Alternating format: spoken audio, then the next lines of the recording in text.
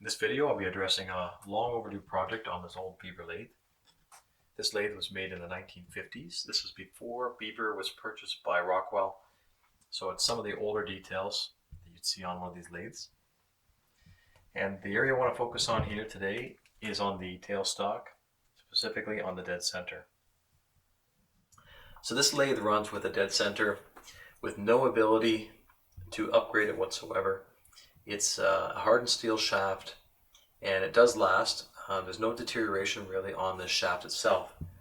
The main problem with it though is that when you're using it, it will burn and it will squeal, and you use paraffin wax to lubricate it. Now when you do that, the lubrication, the paraffin wax, is actually getting into the grain, and that's a piece that you're going to have to cut off in the end. Not to mention there is always some burning, especially at high speed. So what I'd like to do in this video is upgrade this to a somewhat permanent upgrade to a live center. So what I've done is I've gone ahead and designed this in 3D to accommodate a fairly large bearing. Now these are not thrust bearings. They're just a bearing that's readily accessible at Princess Auto or Harbor Freight. It's a 5/8 internal diameter, so here's a 5/8 shank, and it slips in relatively easily. So there are two bearings inside this housing, and those two bearings are here and here. Now in order for this to work properly, I have a washer on the back. Now that's partially to enclose it and make it look good, as well as to add support. So that washer will bear on the inner raceway, and then on the opposing side here, on the interior of the live center, I'm going to have a bearing surface up near the top. Now ideally these bearings will be press fit onto the shaft, which needs to be turned down a little bit to have a shoulder. But what I'd like to do so that I can retrofit another bearing maybe in the future if these wear down or whatever, is I'm going to make it so that they're a snug fit but not a press fit, ideally into the center housing. And then I'll use some Loctite on there as well after I do a thorough cleaning.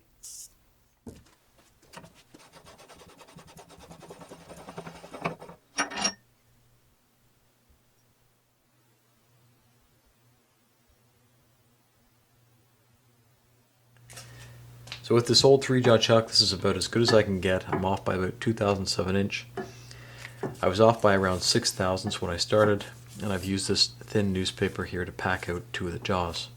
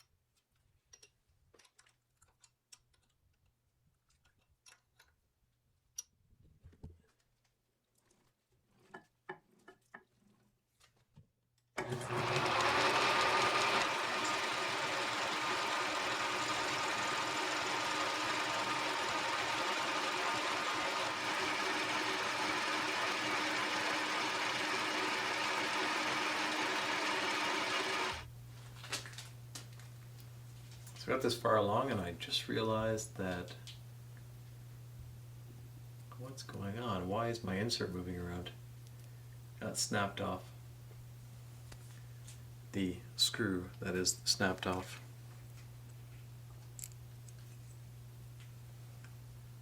There you go.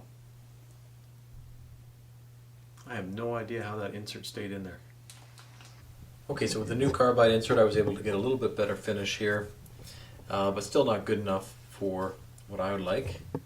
So I'm going to switch over to a shear tool and try and get a little bit better finish on this before I put the bearings on.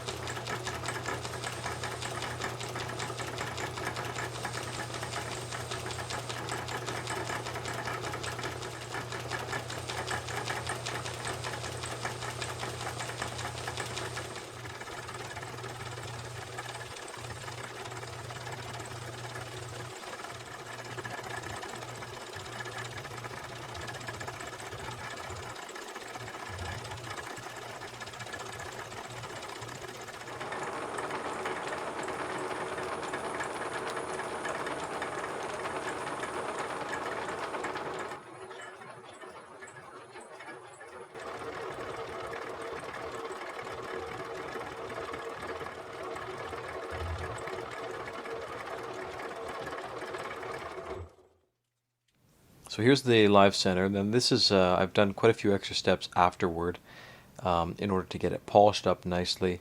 So if you notice the color of this surface a little bit different, that's because I've done a nickel plating on here. And I haven't shown this so much in the video, but here's some clips of the nickel plating. I have a video already on that process, so if you wanted to look at that, it's up in the top corner there. And that is nickel plating and copper plating a antique oil can, or rather a vintage oil can. So I really like the look of the nickel plating because it produces this really antique and quality finish, not to mention the rust proofing or rust resistance at least that it provides.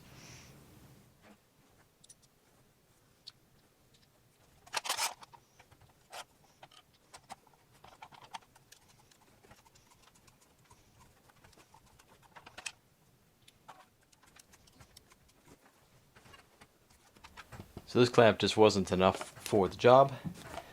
So I took it over to the anvil and used this plate as a reinforcement while I hammered it. And now I have both bearings on there as a press fit.